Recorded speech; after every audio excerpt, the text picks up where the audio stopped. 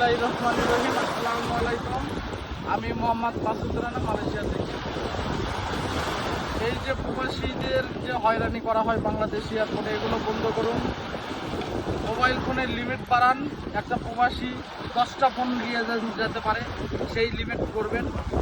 এবং স্বর্ণ 100 গ্রাম, যদি করা যায় 150 গ্রাম করবেন।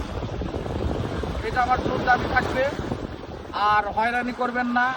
একটা ভালো লাগেজ নিয়ে যাইতেছে দেশে, ওই লাগেজের দেখা যাইতেছে একটা চাকা ভাঙ্গা। এগুলো করবেন না, অন্যায় করবেন না। অন্যায়ের ফলস্বরূপ ভালো হয় না। তাই আমি আবারও সাবধান করতেছি, এয়ারপোর্টে যারা কর্মরত আছেন, প্লিজ এগুলো বন্ধ করুন।